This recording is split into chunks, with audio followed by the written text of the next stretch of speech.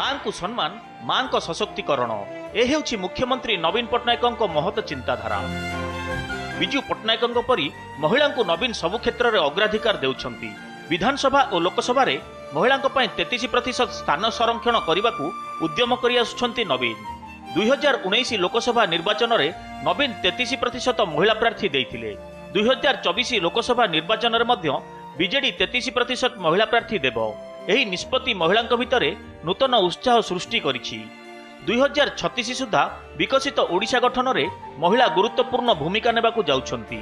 मां मानक राजनैतिक प्रतिनिधित्व बढ़िले सशक्त ओडिशा गठन होई परिबो बोली 5T अध्यक्ष कार्तिक पांड्यान कहिसंती।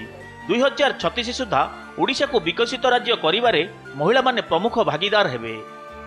2036 मसीहा पर्यंत सर्वांगीन उन्नति सहित ओडिशा भारत वर्षर 1 नंबर राज्य परिणत होगा सहित ओडिशार समस्त महिला कृषक श्रमिक जेते अछंती खटिखिया मजूरिया एवं समस्तंकर आर्थिक स्तर में सुदृढ़ हो पार।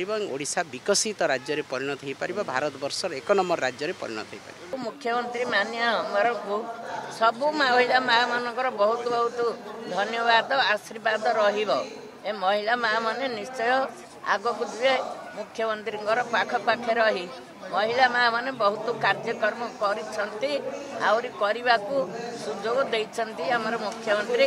निश्चय आमे महिला माने एकता है सुजोग सुविधा रे ओडिशा को आग को। नूतन ओडिशा गठनर महामंत्र हेउछि महिला को निष्पत्ति नेबारे क्षमता प्रदान। निर्वाचित महिला प्रतिनिधि को निष्पत्ति नेबार क्षमता दैछंती मुख्यमंत्री नवीन पट्टनायक। महिला सशक्तिकरणर पुरोधा साजिथिले प्रबाद पुरुष विजु पट्टनायक। ताकू आहुरी आगकू नहीं चलीछंती तांकर सुपुत्र मुख्यमंत्री नवीन पट्टनायक। पंचायत और पौरांचल रे महिला 50% स्थान संरक्षण, मिशन शक्ति और ममता परी योजना महिला सामाजिक और आर्थिक विकास रे सहायक होईछि। आहुरी सशक्त हब माँ केबे मध्य चाहिबनी ताठू कम हबो झियो ए कथा केबे चाहिबनी। से भली भाव में तार छुआ पिला माने समस्ते मध्य सशक्त हेबे तो भविष्य निश्चित भाव में आमे गोटे बड़ बृहत्तर विकास आड़ को जाऊे। बृहत्तर स्वार्थ दृष्टि आमर ओडिशार स्वार्थ दृष्टि महिला को गुरुत्व देवा अनन्य। महिला भागीदारी के प्रोत्साहन दबा यहाँ हूँ विजु जनता दल गोटे घोषित नीति एवं से माने जहाँ कहती अनेक समय कार्यकारी कर दृष्टांत रही। आज नुहे जितेबले स्वर्गत विजु पट्टनायक बोधे थे जनता दल में से सी जो महिला मानक जो अग्राधिकार दौले सी जो स्वप्न देखी विजु जनता दल जो नाम नामित गोटे राजनैतिक दल आंचलिक दल सुदृढ़ दल सी वास्तव क्षेत्र में कार्यकारी कर।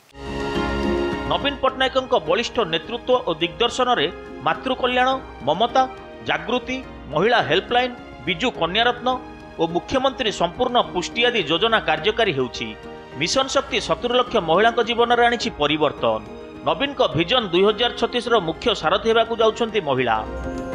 भुवनेश्वर कैमरा पर्सन अब्दुल प्रिय प्रीतम महांती रिपोर्ट, नंदीघोष टीवी।